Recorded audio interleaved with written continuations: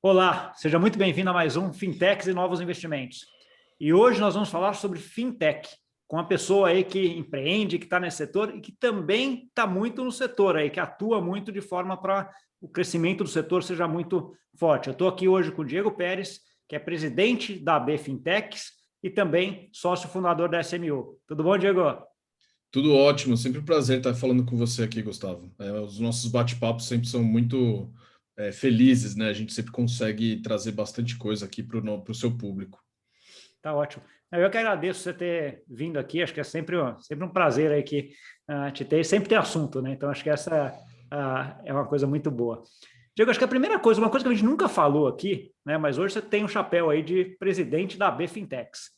É uma grande dúvida que tem, assim, de como é que você define uma fintech? Quem é o associado da B Fintechs? Tá bom. Não, legal. Eu acho que dá para trazer aqui duas definições específicas. Um, que é uma fintech, e o outro, como essa fintech pode se associar a BFintechs ou não, tá? Porque tem um divisor aí, né? Então, assim, o fintechs são aquelas empresas nascentes ou que já iniciaram as suas atividades no ambiente 100% digital e que, com o uso intensivo de tecnologia, elas entregam serviços financeiros ou os mesmos que as instituições tradicionais entregam, ou serviços financeiros inovadores, tá? Mas isso sempre de uma forma repetível, escalável, né? Usando um formato de uma startup. Então, assim, em poucas palavras, é uma startup que entrega serviços financeiros, tá? E aí, assim, do ponto de vista da BFintechs, além de preencher todos esses requisitos, precisa ser uma entidade que já está na rua, que já está funcionando, né? Então, nós prezamos por aquelas empresas que já têm clientes, já estão atuando há algum tempo, para que a gente possa efetivamente medir quem são as fintechs que estão entregando alguma coisa, né? Se você tem um projeto de fintech, se você pensa em montar uma fintech ou está naquela fase de ideação, a BFintechs ainda não é um ambiente para você se associar, mas tão logo você coloque o carro na rua, a gente abre as portas para você. Entendi. Eu acho que voltando só em termos dessa associação na BFintech, então, assim, você vai associar uma empresa que já está existente, que já tem um caso de uso, já está funcionando ali, já está, de certa forma, rodando. Mas, mesmo assim, eu imagino que você tem uma discrepância muito grande em tamanhos aí de fintechs ou de associados.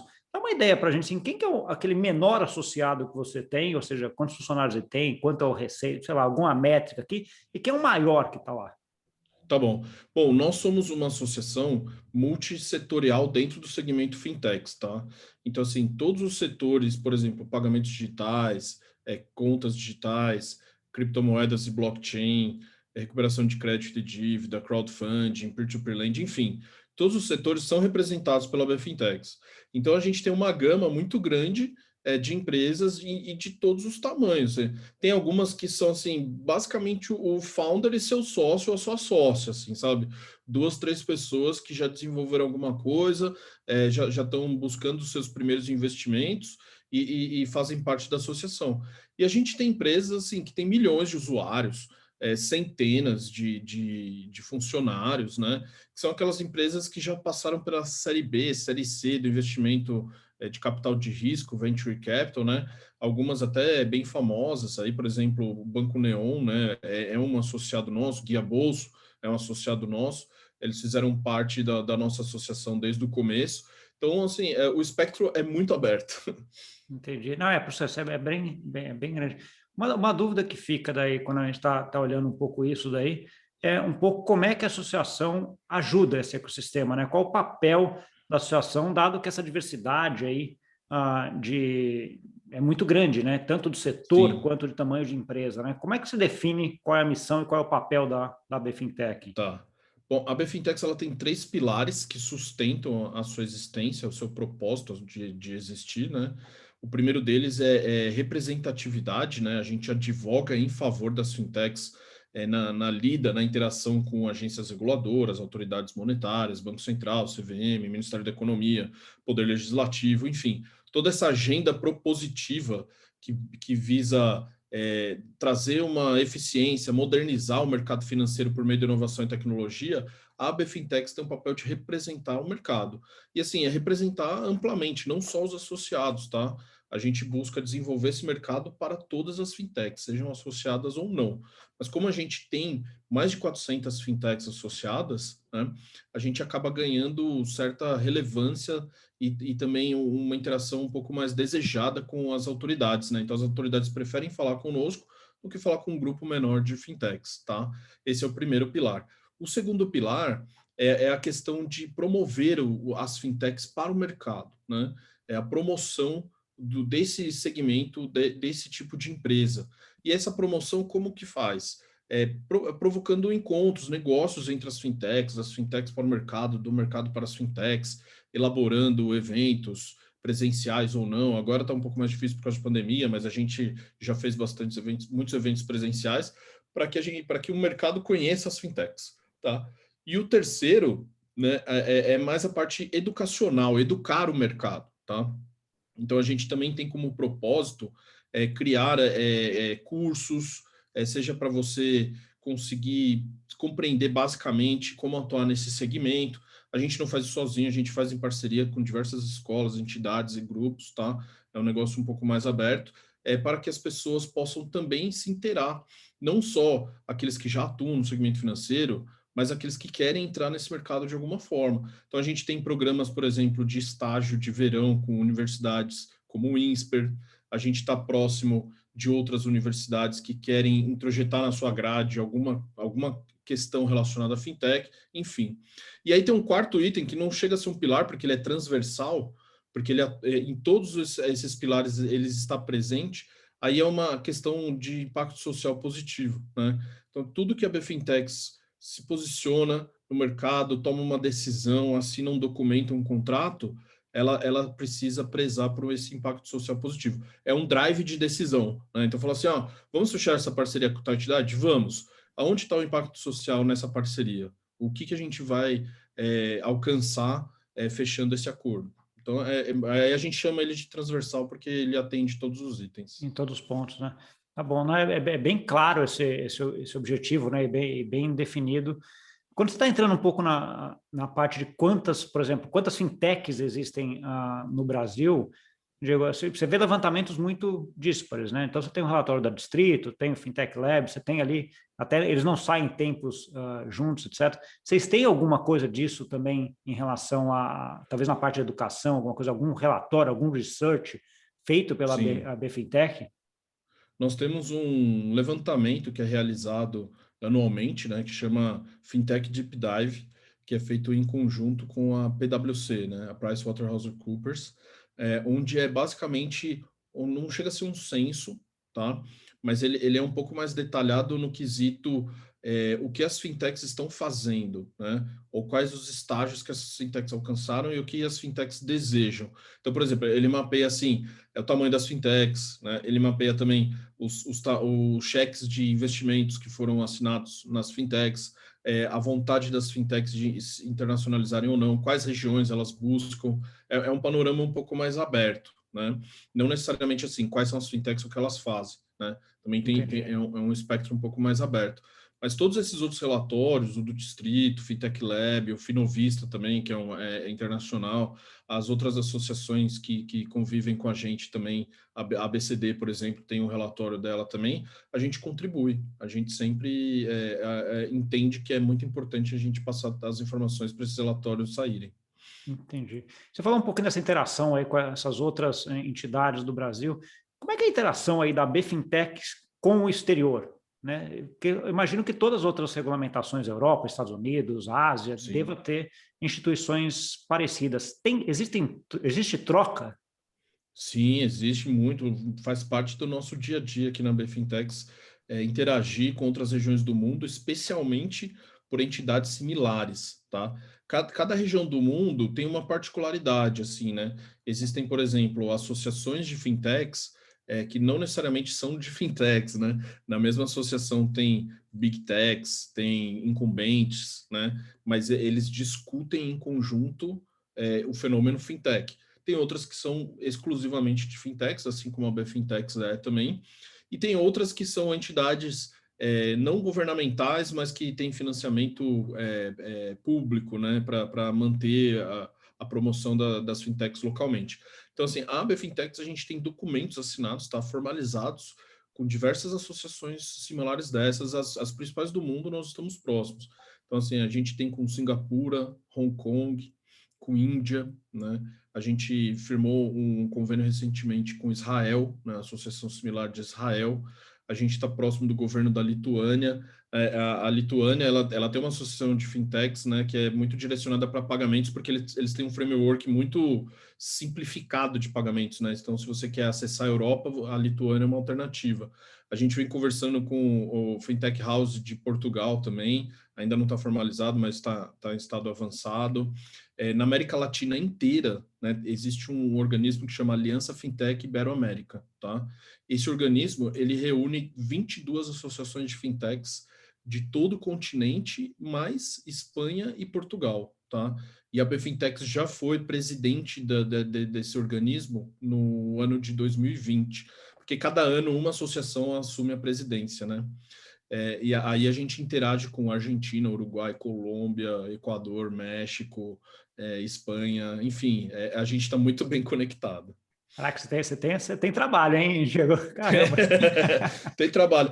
Mas, assim, a interação com esses grupos é simplificada, assim, não é nada muito complexo, assim, sabe? A gente troca informações do tipo, ó, saiu o novo formulário de requisitos aqui do Open Banking da fase 2. Aí a gente divulga para eles, geralmente em português mesmo, assim, sabe? Fala, passa o link, assim, ó, se precisar de uma tradução, a gente traduz para vocês. Mas a gente também interage, assim, visitando essas regiões, né? Antes da pandemia, por exemplo, a gente recebeu convites. Eu estive no Fintech Festival de Singapura, no Fintech Week de Hong Kong, né? Eu também fui para a Lituânia, que eles têm um evento lá que chama Fintech In. O ano passado eu estive em Dubai. Eu esqueci de falar de Dubai. A gente tem um acordo assinado com o World Trade Center de Dubai também. Esse ano vai ter um evento que chama Fintech Surge, né, que vai acontecer dentro da Expo, né? Dubai, que era para ter acontecido no ano passado, mas por causa da pandemia foi postergado para esse ano. E vai ser um evento grandioso, assim. A gente está até organizando uma potencial missão brasileira para lá. Que legal, que legal. Acho que você tem, isso é bom porque assim, você traz a parte de fintechs, tem muita coisa que é algumas ideias, né? Como você tem, eu vejo assim, em vários países, o desenvolvimento de determinados setores não é igual em todos os países, né? Então, assim, à medida que você vai tendo interação, você consegue ver como está sendo desenvolvido um e ver e utilizar isso para o Brasil, né? Sim. Até para ajudar as fintechs que estão começando, que E estão chegando. tem uma troca, tá? Porque, assim, algumas deficiências no Brasil são abundâncias em outras regiões do mundo e Exato. vice-versa, tá? Então, por exemplo, no Brasil, a gente tem deficiência para contratar mão de obra especializada em desenvolvimento tecnológico, tá? O mercado é muito concorrido, tem muito turnover, os bons desenvolvedores trocam de fintechs toda hora, ou às vezes nem saem do Brasil, mas estão trabalhando para outras fintechs e outras regiões do mundo. E, por exemplo, na China está sobrando desenvolvedor lá, né? A gente conversou recentemente com uma associação similar lá de fintechs e a gente está costurando um acordo mais ou menos assim, ó, se tiver um supply interessante de engenheiros que possa prestar serviço para fintechs brasileiras, vamos fazer um convênio, alguma coisa nesse sentido, Alguma né? coisa, exatamente. Ajuda é bom para todo mundo, né? Exatamente. E no Brasil, as soluções tecnológicas para pagamentos, elas são muito desenvolvidas, tá? Então, assim, muitas plataformas ou outros ambientes querem buscar um licenciamento white label, alguma coisa nesse sentido, as fintechs brasileiras ganham espaço. Tá bom. E entrando um pouquinho mais nesses específicos, Diego, quando a gente vê a parte de pagamentos ou a parte de inovação no mercado financeiro brasileiro, você teve dois casos aí bastante importantes, né? Dois pontos bastante importantes de regulação, que é um PIX, né? A implementação de pagamentos instantâneos, e o Open Banking, né? Que já implementou a primeira fase, e tem mais 3 fases aí durante esse ano. Você já começa a ver reflexo disso aí no ecossistema de fintech? Sim, sim, com certeza, tá? Assim, o Pix, por ele ser uma plataforma aberta, tá? E ele é gerido pelo Banco Central, né? Não tem uma entidade privada que faz a gestão da infraestrutura. Uma fintech, ela tem o mesmo poderio de entregar um fast payment, né? Um pagamento instantâneo do que um grande banco que já está há dezenas de anos estabelecido, né? No mesmo sistema, no mesmo padrão, tá? Então, isso faz com que surjam novos formatos não o formato de pagamento em si, né, mas a experiência de pagar, né, porque o formato é o mesmo para todos, né, mas se você coloca isso dentro de um aplicativo de um jeito diferente, se você atende uma comunidade que não era atendida, né, ou então se você faz uso desse pagamento para engajar usuários num serviço que não é financeiro, as fintechs ganham bastante espaço. Então, assim, por exemplo, a fintechização de estruturas não financeiras, ela está sendo impulsionada por causa do Pix. E ela vai receber mais insumo ainda, né? Mais fertilizante, digamos assim, com o Open Bank nas fases transacionais, tá? Então vai ser muito comum, já é presente, tá? Mas vai ser mais comum ainda você manter a sua vida, o seu dia a dia financeiro dentro de um aplicativo que não é de banco, cara. Entendi. Isso aí, e que em alguns países isso já é relativamente até comum, né? Já tem algumas experiências que a gente vê de alguns países nesse sentido, né? E é bom ver o Brasil entrando Sim, nisso também. Quando a gente pega 2020 foi o ano da pandemia aí, né, Diego? Acho que todo mundo, não dá para falar de 2020 sem falar não de tem outro pandemia. tema. Como é que foi a pandemia para as fintechs no Brasil? Né? Como é que ela Tá. atua? Eu imagino, assim, eu já vou dar um chute aqui. Eu imagino para as fintechs, por exemplo, de crédito, talvez tenha tido uma vida um pouco mais difícil do que umas fintechs de meio de pagamento, até por conta do Pix. Né? Como é que você viu isso? Nem tanto, tá? Vamos lá, assim, como eu participei dos bastidores, né, a gente consegue entregar aqui informações um pouco mais precisas, né? Mas assim, primeiro, né, as fintechs elas não possuem uma plataforma física, né? Então elas não precisaram se preocupar com o distanciamento social das agências, se vai abrir ou se vai fechar, se o Já decreto é da tudo cidade digital, já né? já é nativa digital. Isso é uma preocupação a menos, que aí ela consegue ganhar espaço para continuar crescendo sem ter que se preocupar com isso, tá? Segundo, com o distanciamento social, as pessoas em casa, os pagamentos eletrônicos, eles passaram a ser dia a dia. Quem não pagava antes passou a pagar, né? Até as pessoas menos letradas, digitalmente falando, começaram a fazer compra no supermercado pelo aplicativo, tá? Então, assim, essas fintechs de crédito não, de pagamentos, elas já eram bem relevantes e ganharam mais espaço ainda. Já as fintechs de crédito, como você mencionou, é, elas atacam mercados, né? Elas recebem mercados que não são muito bem recebidos por entes já pré-estabelecidos, os incumbentes, né? Então, assim, os grandes bancos eventualmente não têm interesse comercial em atuar na ponta para distribuir crédito para empreendedor informal, né? Trabalhador informal, né? Aquela pessoa que é o MEI, por exemplo, né? Sim. Sempre foi muito mal atendido por instituições financeiras, nunca conseguiu crédito, nada, assim, sabe? Ele era um invisível. As fintechs conseguiriam entregar soluções específicas para essa camada. E também tiveram alguns movimentos aí relacionados a atenuar os efeitos da pandemia, né? Com políticas públicas, né? Então, por exemplo, teve o PEAC Maquininhas, né? Que foi um programa que você pode utilizar os recebíveis da sua maquininha para você se autofinanciar, para você ter um capital de giro, um crédito emergencial, né? Teve o Pronamp, né, que, assim, teve uma atuação um pouco tímida, né? Alguns falaram que não pegou muito bem e tal, mas muitas fintechs se apoiaram no Pronamp para distribuir crédito direcionado para pequenas e médias empresas, né? E outros programas regionais onde as fintechs puderam fazer integrar essa cadeia de distribuição desse crédito, tá? Inclusive, só para finalizar esse ponto, o Banco Central interage com a gente, ele até veio conversar conosco e falar assim, olha, estamos com dificuldade de entregar porque as instituições financeiras tradicionais, elas não têm a mesma visão ou modelo de crédito que as fintechs têm para negócios não usuais ou negócios que não têm garantia, assim, sabe? Não tem um equipamento, não tem um imóvel para dar como garantia, as fintechs conseguem fazer isso de uma maneira alternativa, por exemplo, com recebíveis das maquininhas, né? Então, isso a gente conseguiu ter uma presença legal nesse sentido. Isso é legal, e vai bem com o papel, com a missão da BFintechs, né, de conectar e ajudar. Pô, o Banco Central estava lá querendo fazer alguma coisa, não estava conseguindo chegar naquele usuário que a fintech chega, vamos juntar e fazer alguma coisa, né, de tal forma que isso aí consiga fluir, né? Então, assim, acho que Exatamente. é. E nesse ponto, o Banco Central ele fez um excelente trabalho, né? A gente precisa celebrar e ressaltar o trabalho que vem sendo feito pelos reguladores. Primeiro, porque ele criou essa plataforma eletrônica interoperável, por exemplo, Open Banking, Pix, né? e ele tem uma agenda já aprovada, né? É a BC Hashtag que chama, né?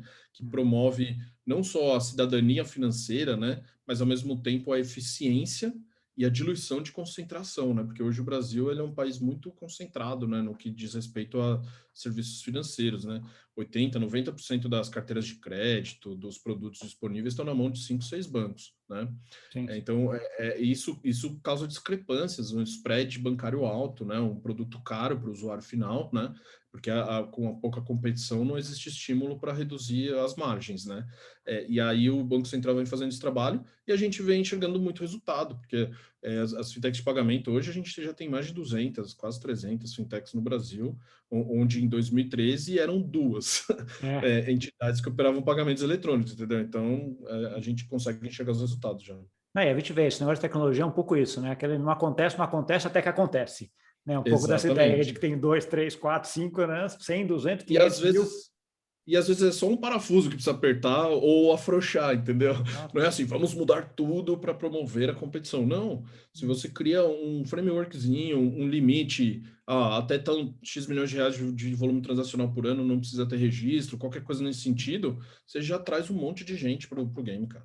Vai testando, né? Até aquela a sociedade de crédito entre pessoas, né? E aquela regulamentação que veio lá em 2018 foi um pouco bem nesse sentido, né? Assim, pode fazer, mas dentro de um limite mais baixo, mais tranquilo. Então, assim, e aí vai testando, Exatamente. né? Vai funcionando, tá legal, estica um pouco mais o limite, dá, mas vai indo, né? Acho que é um pouco. E aos poucos vai soltando as amarras também, tá? Exato. Porque, por exemplo, a Sociedade de Crédito Digital, né, direto, a SCD, né, ela só pode captar dinheiro no mercado de capitais, ela não pode abrir contas transacionais, receber depósitos, etc, né? Mas logo no meio da pandemia saiu uma circular do Banco Central falando que ela poderia emitir cartão pós-pago, cartão de crédito. Falou, opa, já está liberando uma coisinha ou outra, entendeu? E também tem os experimentos de inovação e tecnologia, sandbox, etc. Que vão ajudando, né? Dentro da associação tem cripto também? Tem. Tem A fintechs gente tem uma cripto? vertical, a gente tem uma vertical de cripto e blockchain. A gente tem algumas exchanges que são associados, Foxbit, Mercado Bitcoin, por exemplo, são associados nossos. A gente tem meios de pagamento ou carteiras digitais que fazem uso da criptoeconomia, né, do modelo baseado em cripto para entregar serviços financeiros. E a gente também tem investimento em cripto, né? A Hashdex, não, Hashinvest. Hashinvest é associada a nós também. Tá bom. Como é que você está vendo, assim, porque assim, você tem muita discussão até entre fintechs, vamos dizer assim, mais tradicionais e blockchain barra cripto, né? Aquela ideia de que, eu até uso muito esse exemplo, de que as fintechs tradicionais, elas vieram para melhorar o que os bancos, a parte financeira fazia, né? Fazer melhor, com um X melhor, etc. E a cripto veio ali para meio que rasgar o baralho, né? Aquele negócio de que veio para fazer um negócio diferente, com infraestrutura diferente, um negócio que é global. Então, como é que você vê essa discussão dentro da associação? Tá. São dois perfis empresariais, digamos assim, interessantes, né? Que a gente tem que aprender a lidar. O primeiro deles é o perfil colaborativo, né? Ele quer colaborar com o sistema já estabelecido. Ele falou assim: não, vamos trazer eficiência, vamos melhorar, vamos desconstruir, vamos facilitar. E o segundo é o disruptivo. Falou assim: não, vamos disruptar, vamos destruir tudo que tem aí, vamos fazer um novo, fazer um melhor, Começa do eventualmente, né? zero, né? Vamos começar do zero, vamos fazer um outro segmento aqui que a gente vai fazer, né? Mas é importante, assim, se os dois trazem benefício de alguma forma, se os dois preenchem os propósitos que a gente preza, né? De cidadania financeira, de inclusão, de melhorar a competição, a gente apoia os dois no mesmo sentido, tá? Mas, ao mesmo tempo, os dois trazem resultados para o mercado que acabam um puxando o outro também, né? Então, assim, até 2 anos atrás, era proibido você falar de Bitcoin dentro de um grande banco, entendeu? Hoje, um grande banco já distribui oportunidade de investimento em fundo de cripto, né? Faz propaganda no Instagram, sei lá, entendeu? Então, assim, um vai puxando o outro. Assim, a partir do momento que o disruptivo começou a se afastar muito, o colaborativo falou assim: não, vamos ajudar o incumbente a chegar lá. Entendi. Um outro ponto também, assim, como é que você vê a competição ou colaboração de fintechs locais com fintechs mundiais? Né? Como é que Tá bom. essa relação também das fintechs do Brasil com as fintechs do mundo? Eu enxergo que é uma simbiose, tá? Eu não enxergo muito como competição, não, tá? Primeiro que fazer negócio no Brasil é complexo, né? Para quem não é brasileiro, tem muita coisa que você vai tentar explicar para o gringo que é difícil, cara. Eu sou advogado, né? Antes de empreender, eu trabalhava na advocacia, atendia clientes gringos. Eu não sabia explicar o que era um FGTS. Eu não sabia, não sabia explicar o mecanismo de crédito do PIS/COFINS, sabe? Para deduzir da base de. É complexo, cara. Não precisa nem tão longe. Eu lembro da dificuldade que você tinha para explicar, eventualmente, o CDI, né? Que é uma taxa overnight Exato, anualizada com base em pagamentos entre os bancos. Assim, é um negócio que entendeu? para aqui Então é fora complexo. do Brasil não é um negócio comum, né? Juros exponenciais, né? Que é um negócio que a gente já está acostumado. O resto do mundo faz tudo juros linear, né?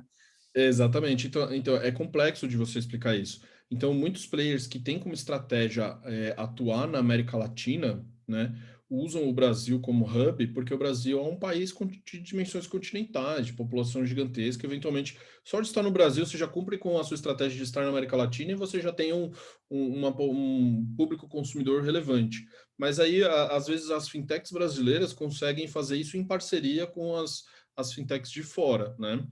Que querem atuar aqui. E geralmente essas de fora que querem atuar aqui não são assim competidoras direto das fintechs brasileiras, às vezes elas são parceiros estratégicos também, né? Então, principalmente, por exemplo, essas de remittance, né, de pagamentos transfronteiriços, remessas internacionais, tal, não sei o quê, elas têm operação no Brasil, mas às vezes elas fazem isso com as fintechs, né? Tá bom. Uma outra coisa que você vê, e até uma curiosidade, quando eu mudei aqui até para Portugal, uma curiosidade assim, falando com as fintechs ou com as startups de modo geral aqui de Portugal, é muito curioso, porque você ia falar com elas, elas desenvolviam aquele negócio que estavam desenvolvendo, aquele sistema, aquele protocolo, qualquer que seja, para qualquer lugar que não fosse Portugal, né? Porque Portugal não tem escala, é um país pequeno.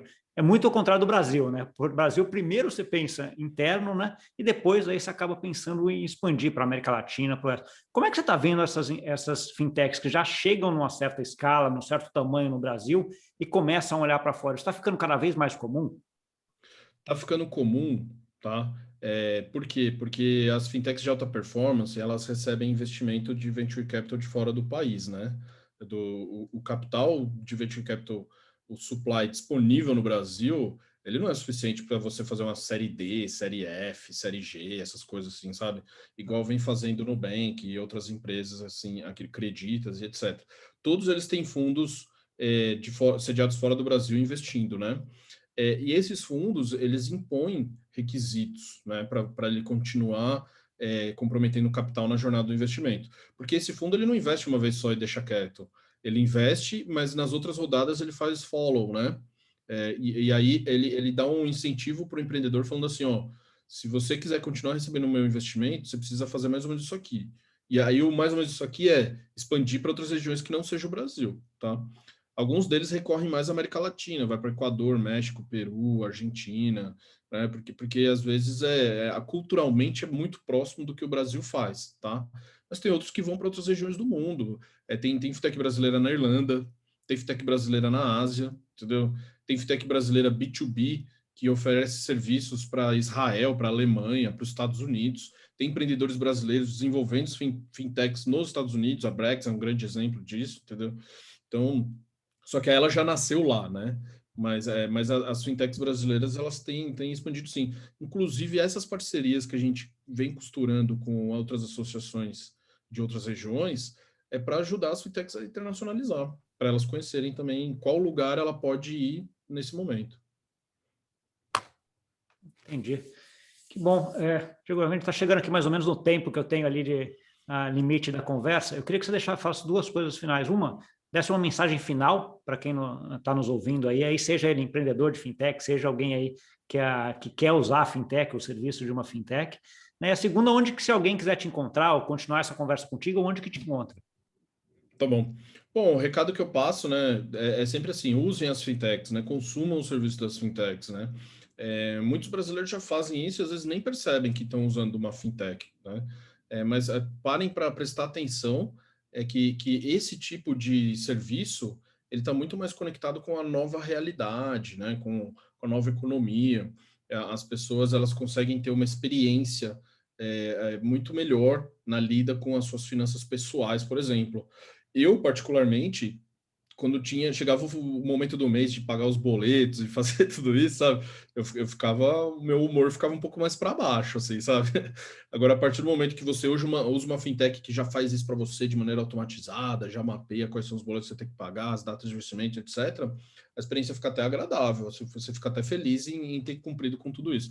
Então, o meu recado é assim, usem as fintechs, tá? Independente se for uma, duas, 10, a primeira que aparecer e tiver disponível, faça um teste pelo menos, tá? E para me encontrar, eu sou um pouco ativo na rede social LinkedIn, basicamente, tá? Então, no LinkedIn, Diego Pérez, SMU, se você escrever essas 3 palavras-chave, vai ser um dos primeiros resultados da busca, tá?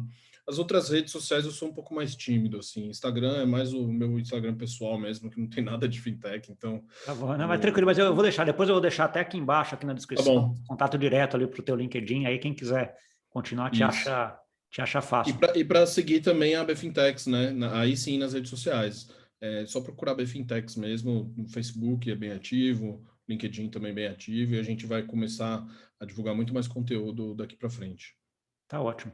Diego, mais uma vez, obrigado aí pela participação, parabéns pelo trabalho que você está fazendo aí em prol de todas as fintechs do Brasil.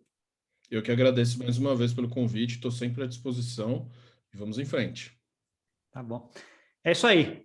Muito obrigado para você que nos viu também. Não esquece de deixar aquele like aqui embaixo e de compartilhar com aquele amigo e amiga aí que gosta e que quer saber mais sobre esse assunto. E segue a dica do Diego. Use as fintechs.